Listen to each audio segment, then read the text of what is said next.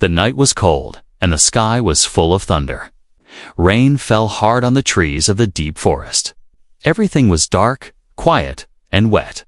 But then, something strange broke the silence. A ball of fire shot across the sky. It wasn't a shooting star. It was moving fast, spinning, and breaking apart.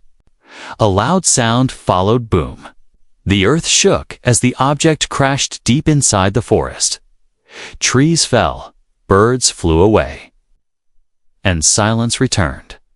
Far away, Luke was in his small cabin near the forest. He was an ex-soldier, now living a quiet life. As a forest ranger, he sat near his fireplace, drinking hot coffee, listening to the storm. But when he heard the explosion, he stood up. That was no thunder. He grabbed his flashlight and a raincoat. His dog, Max, barked loudly.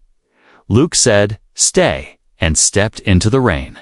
His boots splashed through the mud as he walked toward the crashed dot. In the middle of the forest, a small alien ship lay broken. Smoke rose from it. Sparks flew. Inside the ship, a tall, silver-skinned alien woman held her daughter close. The child was shaking, her big, glowing eyes full of fear. She looked no older than 6 human years. Her skin was soft blue, and her long hair shined white even in the dark. The mother was hurt badly. Her leg was bleeding, her breathing was heavy. But she kept holding her daughter. "Don't cry, my star," she whispered. "We made it. We made it to Earth." The child whispered back, "Mama, I'm scared." The mother smiled weakly. "I know, but I won't let them take you." Outside the ship, something moved. The mother froze. She pulled out a small glowing knife and hugged her daughter tighter. Luke reached the crash site. He stood still for a moment, shocked by what he saw. The ship was clearly not from Earth. It looked smooth, silver, and alive like it was breathing. He stepped forward slowly. "Hello," he called out. Inside the ship, the mother heard the voice. It was deep, strong, human. She didn't know if he was safe or not. Luke stepped closer and pointed his flashlight toward the open ship door. "Is anyone there?" he asked again. Then he saw them, a tall alien woman holding a small child. They were hurt, scared, and wet. From the rain, the woman tried to stand but fell back down. Luke raised his hands. "I'm not going to hurt you," he said gently. "I can help." The child looked up at him. Her eyes were full of tears. She didn't understand his words, but she felt his calm voice. She held on to her mother tighter. The mother coughed. "Please. Help my daughter," she said in broken English. Luke stepped forward, slowly. He saw the woman's wounds. "We need to get you both out of here," he said. The mother shook her head. "No, take her, not me. They are coming." "Who's coming?" Luke asked, confused. But the mother was too weak to speak more. She looked into her daughter's eyes and kissed her forehead. Then she looked at Luke. "Promise. Protect." Her Luke nodded, not fully understanding, but feeling the fear in her voice. He picked up the child carefully. She was light and shaking. She looked at him, not with fear, but with sadness.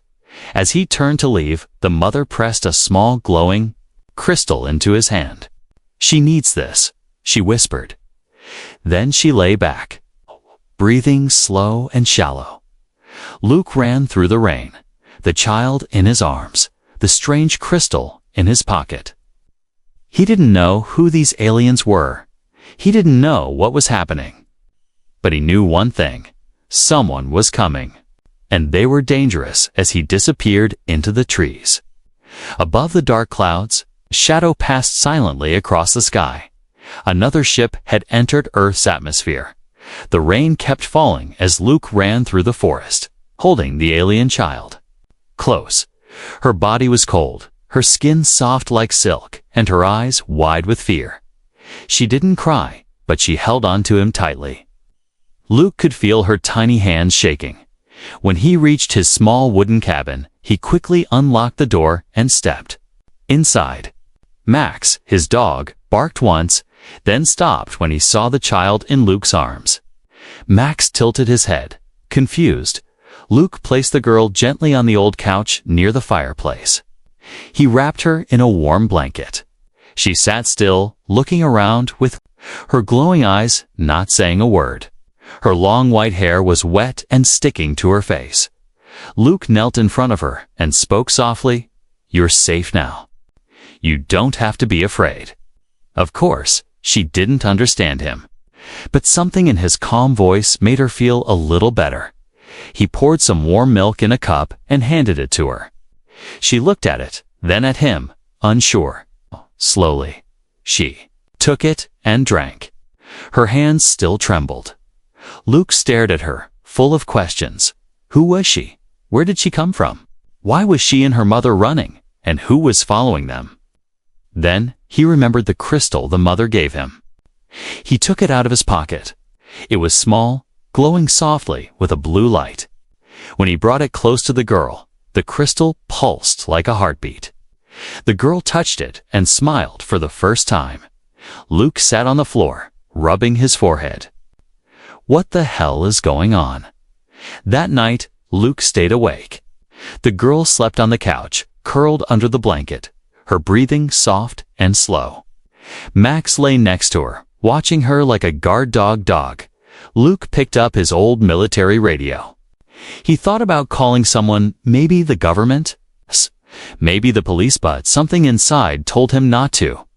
He remembered the mother's eyes, her voice full of fear, and her final words, promise, protect her. Luke had seen many things during his years in the army. He had seen war, pain, and loss, but never this. Never an alien child who needed him. He looked out the window. The rain had stopped, but something in the air felt heavy. Wrong. In the morning, sunlight touched the cabin. Birds chirped again. The child opened her eyes slowly. Luke gave her clean clothes, simple sweater and pants, small enough to fit. Her changed quietly, then sat at the table where Luke placed some bread and fruit. She ate slowly, watching him with curious eyes. Luke smiled. You need a name, he said. The girl didn't respond. He thought for a moment. How about Liana? The girl blinked. Then, softly, she repeated, Kana. Luke nodded. Liana, it is. Later that day, Luke went to check on the crashed ship. He told Liana and Max to stay inside. When he reached the site, the ship was still there, but someone had been there too. Footprints, burned trees, and a strange mark on a rock circle with a sharp line through it. Luke's stomach turned. Someone else had arrived. And they weren't friendly. He hurried back to the cabin. When he got there, Liana was sitting by the window, holding the glowing crystal and humming softly. Max sat next to her. She looked peaceful, but Luke's heart was racing. We need to leave soon, he said out loud, more to himself than her. That night, Luke had a dream. In the dream, he saw the alien mother. She stood in the forest, her eyes glowing like stars. She spoke without words. Images flashed in Luke's mind. War, fire, a world in ruins. Ships falling, soldiers chasing. Then, the image of her daughter Liana standing in the middle of it all, glowing with power. Luke woke up in sweat. He looked over at Liana. She was awake too, sitting cross-legged on the floor, eyes closed, crystal in her hands. She glowed faintly. Luke stepped back, afraid for a moment. Then Liana opened her eyes and smiled, somehow, deep inside. Luke knew this girl was special, and someone very dangerous wanted her. He would protect her, no matter what. Luke packed fast. He threw food, clothes, and water bottles into a backpack. He didn't have a plan, but he knew one thing: Liana was not safe here anymore. He looked at her sitting quietly by the fireplace, holding the glowing crystal close to her chest. She still didn't talk much, but her eyes showed trust now. Ouch. She believed in Luke, and that made him feel something he hadn't felt in years. Responsibility. Max. The old dog sat near her feet like a guardian. Luke looked out the window. The forest was quiet again. Too quiet. The kind of silence that comes before something bad. He whispered, "We have to go before they find us." As the sun rose, they left the cabin. Luke held Liana's hand. She wore a hooded coat and her small fingers wrapped tightly around his. Max walked ahead, ears up, sniffing the wind. They moved through the thick trees, avoiding open areas. After about an hour of walking, Luke stopped suddenly. The forest smelled different, like burning metal. He knelt down and touched the ground, still warm. Footprints, big ones. They weren't alone. Luke's heart beat faster. He turned to Liana. "We need to move faster," he said. Though she didn't understand his words, only his tone. They ran. Behind them, the hunters arrived at the cabin. They weren't human, tall, with skin like dark stone and armor that buzzed with strange energy. Their eyes glowed red, and their hands held weapons that hummed softly. These were not soldiers. They were trackers. Cold, precise, deadly. One of them picked up the blanket Liana had used. He held it to his mask and sniffed. The eyes on his helmet flashed. He growled, "The child is near." They didn't speak English, but they didn't need to. Their orders were simple: bring the child back, or destroy everything. Luke and Liana reached an old ranger tower, an abandoned wooden structure built for watching wildfires. It was high and hidden. Luke helped Liana climb the steps, then pulled Max up last inside. There was dust, broken glass, and old maps, but it was safe for now. Liana sat near the window, looking out. Luke gave her some crackers and a bottle of water. She ate quietly, her glowing eyes scanning the trees. Luke pulled out the crystal. It pulsed with light faster now, like it was warning them. "Can you hear it?" he asked her. Liana nodded. She placed her hand on the crystal, and the light calmed. Luke sat beside her. "Why do they want you?" he asked softly. Liana looked at him. Her lips moved, and she whispered, "Power." It was the first clear word she had said. Luke's eyes widened. What kind of power? She looked away, eyes full of fear. She didn't want to say, but Luke understood now. She wasn't just special. She was important. Maybe too important. Suddenly, Max barked. Luke looked out the window. He saw something, shadows moving between the trees, slowly, carefully. They were close. "We're out of time," he whispered. He grabbed his rifle. It was old from his army days, but still worked.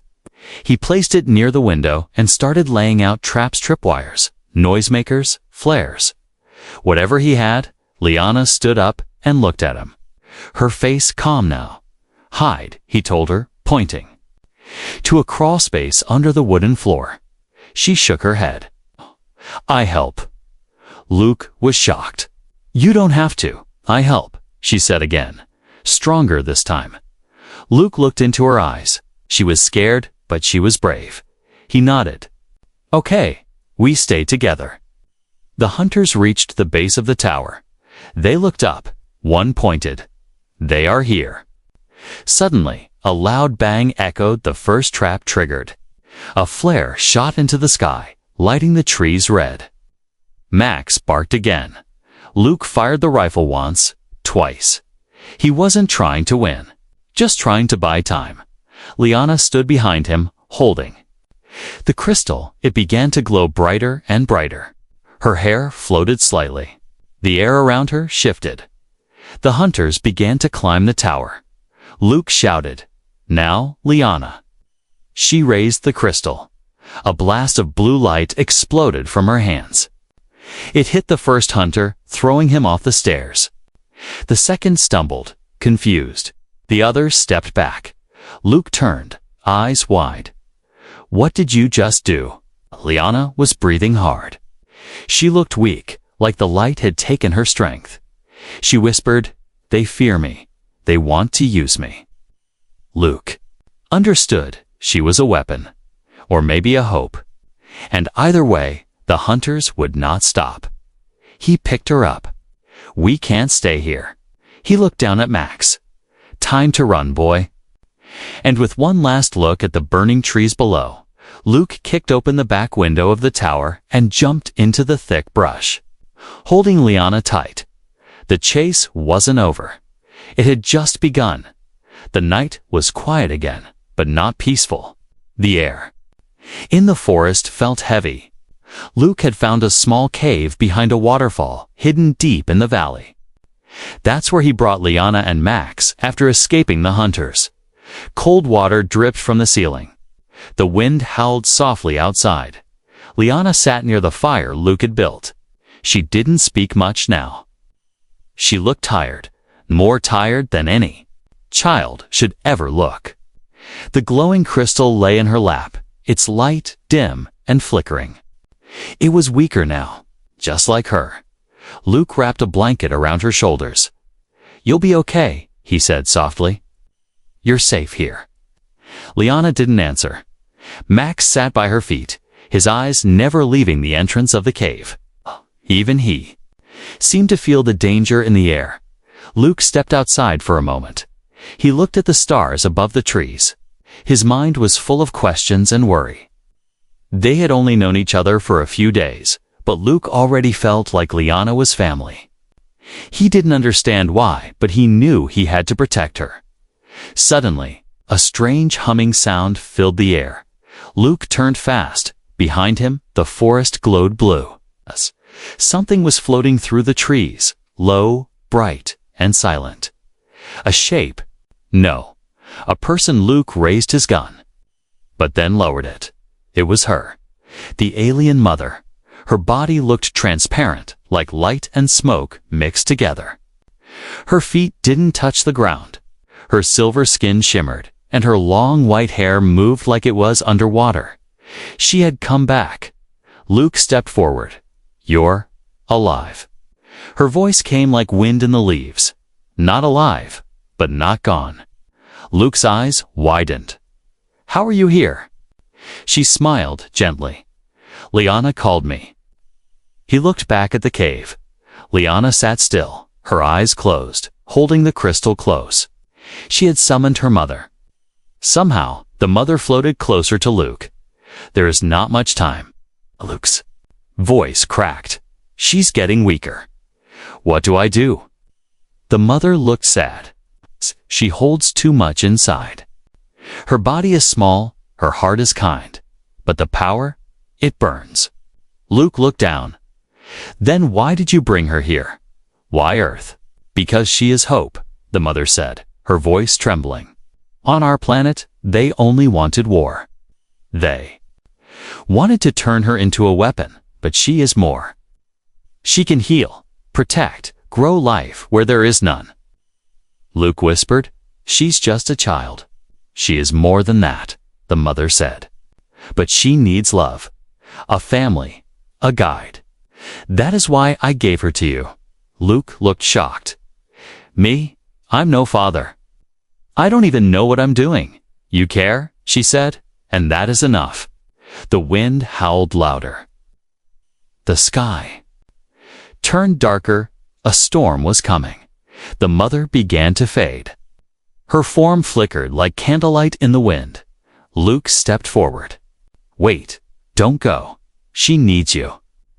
The mother's voice was soft now. "She needs you more. Tell her I am proud. Tell her I never stopped loving her." Luke's eyes filled with tears. "I will." She looked one last time at the cave, then smiled. "Protect her, Luke."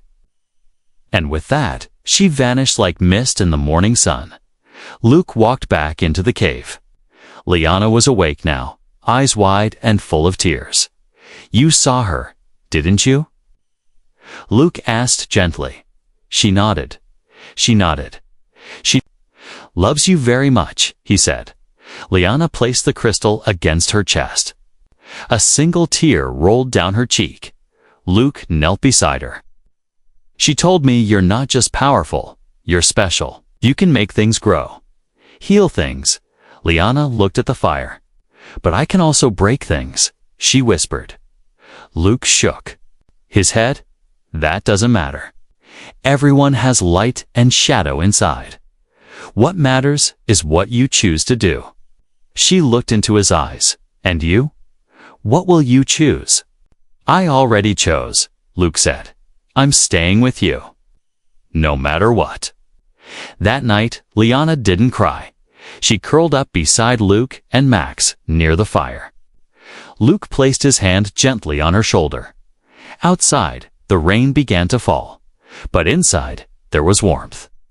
And for the first time since her crash, Liana slept without fear.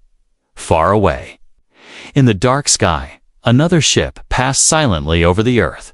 Watching, waiting, the hunters had not given up. But for now, in this quiet cave, a mother's last night had given her daughter one more chance at life, and one human man had become something he never expected. A protector morning came with a heavy fog covering the forest. The trees looked like ghosts. The wind was cold, and everything felt too quiet, like the world was holding its breath. Luke stood at the cave entrance, holding binoculars. He scanned the trees again and again. Nothing moved. No birds, no sounds. Just fog. Max stood beside him, growling low. His nose twitched. "Smelled something."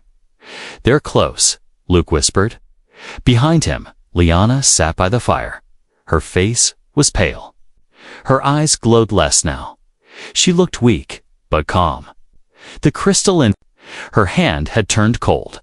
It no longer pulsed. It was sleeping or warning them.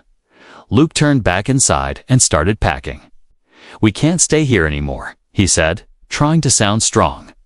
"They're coming." Liana didn't argue. She only nodded. She could feel them too. Not far from the cave, the hunters had returned.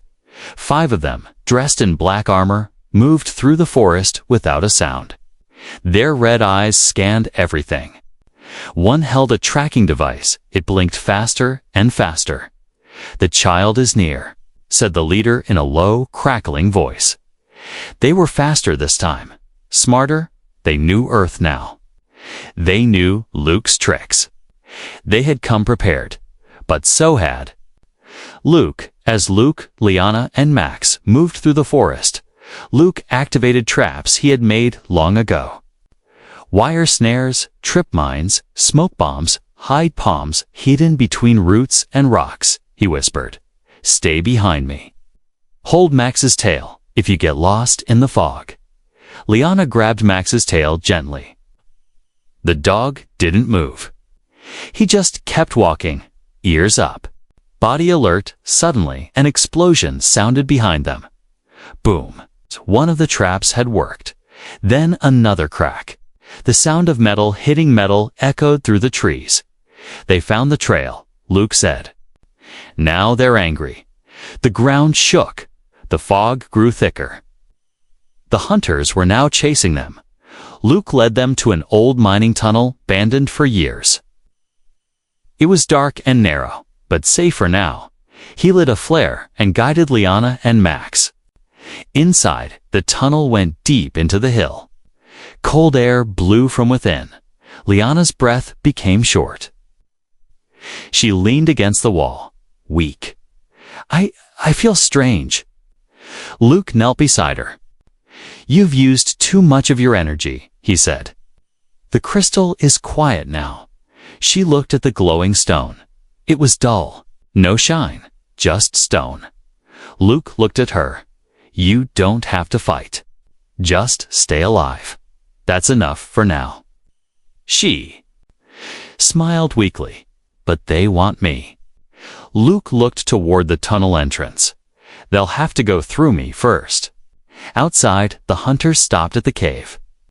One bent down and touched the warm ashes of the fire. "They left," he growled. The leader raised his hand. "Split up. Search the ground. Find the tunnel. They moved quickly, scanning for signs. One found a footprints, small, soft, not human. This way. Inside the mine, Luke found an old generator room. It had rusted metal, broken lights, and dusty crates. He searched the boxes and found something useful: a flare gun, a box of nails, and an old Earth-made EMP bomb. It was dead, but maybe, just maybe, he could fix it. He sat down and began working fast. Liana watched him. "What is that?" Luke smiled. "A surprise for our friends." He worked with shaky hands. His training from the army helped. Wires, power cell, timer, done. He looked at Liana. "If this works, it'll knock out their armor for a few seconds. That's all we need." She nodded. "And then we run again." Suddenly, Max barked. The tunnel entrance lit up red. They had found them. Luke grabbed the EMP bomb, handed the crystal back to Liana, and said, "Whatever happens, stay behind me." The hunters entered the tunnel, their weapons glowing. The light bounced off the walls. Their voices echoed like metal on stone. "There's no escape," said one. Luke waited until they were close. Then he threw the EMP device and shouted, "Now." A blast of blue energy burst through the tunnel. The hunters screamed as their suits flickered. Lights shut off. Their armor turned dark. Luke fired the flare gun straight into one of their helmets. Boom. The fire lit the tunnel. "Run," he yelled. Liana and Max ran, Luke behind them. But one hunter recovered fast. He raised his arm and shot a bolt of energy toward them. It missed Max but hit the wall near Liana. She fell, crying out. Luke turned, fired again. His bullet hit the hunter's leg. He lifted Liana and ran as fast as he could. The tunnel shaking behind them, they finally reached the end of the tunnel, which opened into a wide mountain clearing. Stars shone above. The wind was sharp. Liana lay in his arms, breathing fast. Luke fell to his knees. Holding her close, the hunters didn't follow. Not yet, but they would. He looked up at the stars and whispered, "How do I keep her safe?" Liana opened her eyes slightly. "We fight together." Luke nodded. The real battle was coming, and this time they would be ready. The mountain clearing was cold and wide. The stars above seemed to watch in silence. Luke sat on the frozen ground, breathing hard, holding Liana in his arms. She was awake, but weak. Her small hands held tightly onto the dull crystal. Max stood in front of them, his eyes fixed on the tunnel entrance. His body was tense. He could feel that danger was close. Luke looked around. "We can't run anymore," he whispered. "Not tonight." The clearing had high rocks on all sides. One path in, one path out. A trap or a chance. Luke stood up slowly and laid Liana on a flat rock. He pulled out his last few supplies: an old combat knife, one flare, and 2 smoke bombs. He turned to her. "I'll hold them off," he said. "When I say run, take Max and go north. There's a river down the hill. Cross it, hide." Liana looked up at him. Her eyes, once full of fear, now held something new: fire. "No," she whispered. "We fight." Luke shook his head. "You're too weak." She placed the crystal over her heart. "Not anymore." Inside the tunnel, the hunters moved forward again. Their suits were flickering, but not dead. The EMP had slowed them, but it hadn't stopped them. One of them growled. They must be close. The leader pointed toward the light ahead. "End it. No more games." They stepped into the clearing. That's when it happened. Luke was waiting. He fired the flare into the sky.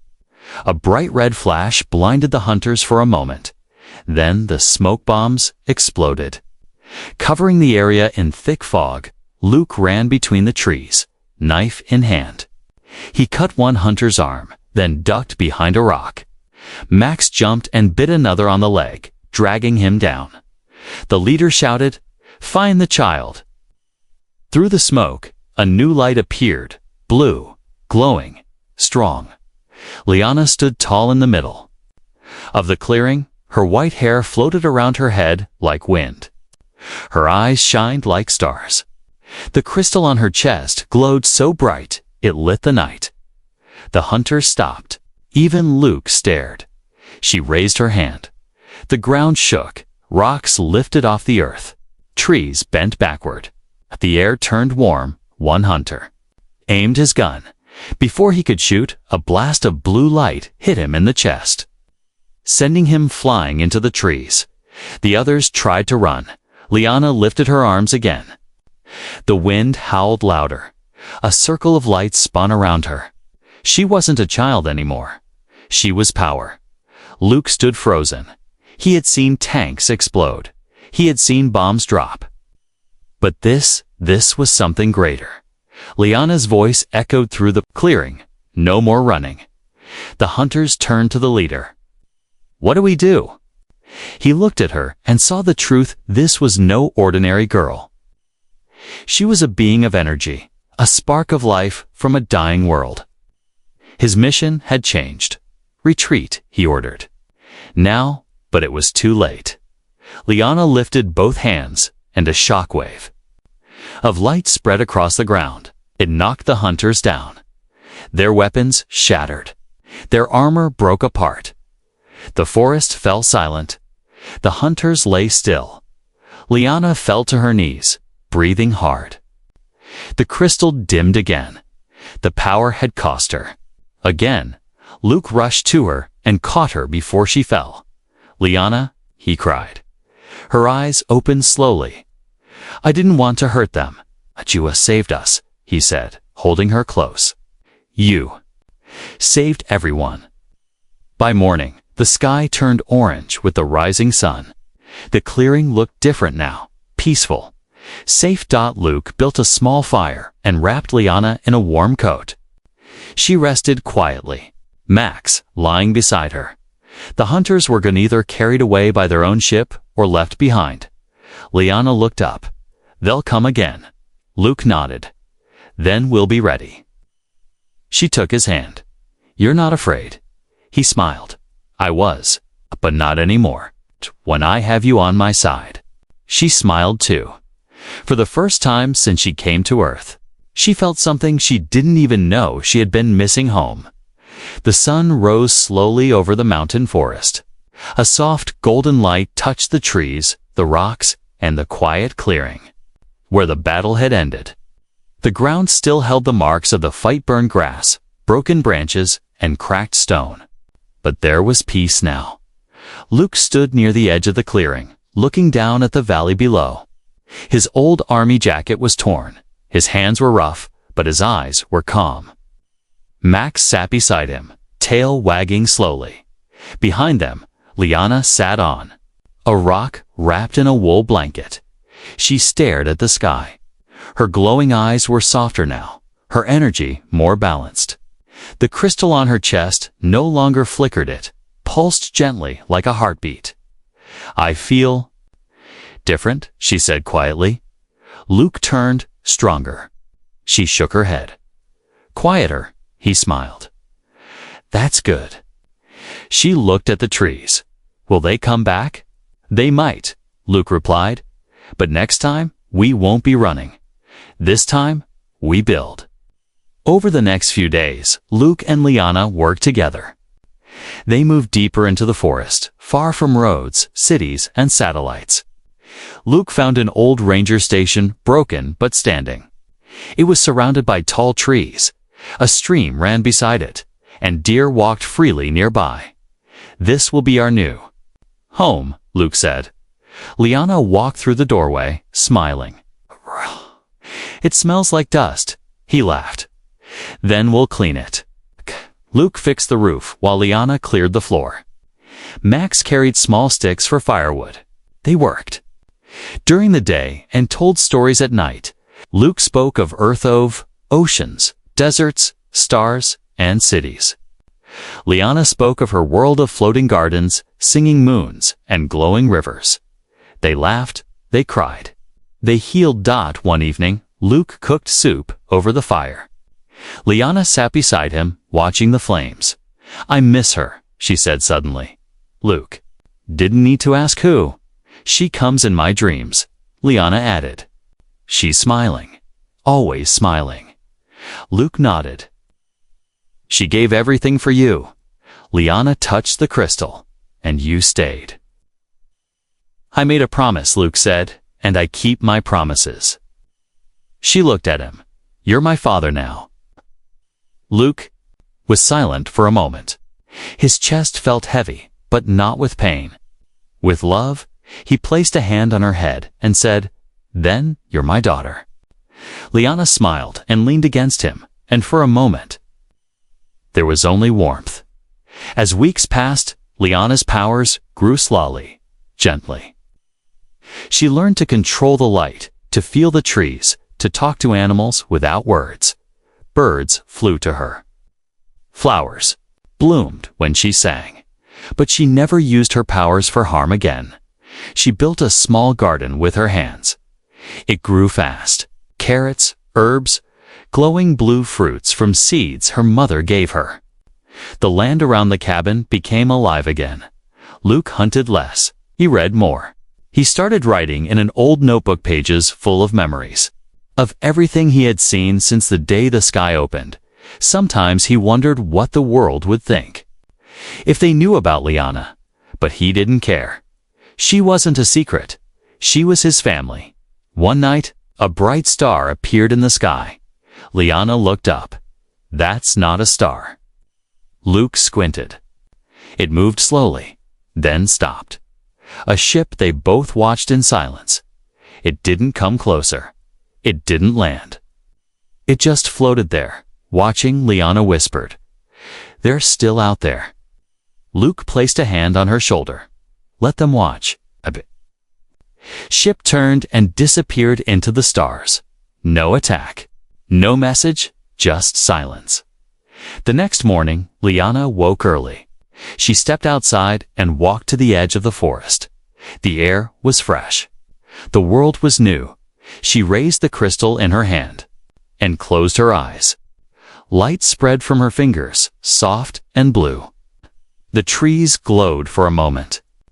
Birds chirped louder. The forest accepted her now.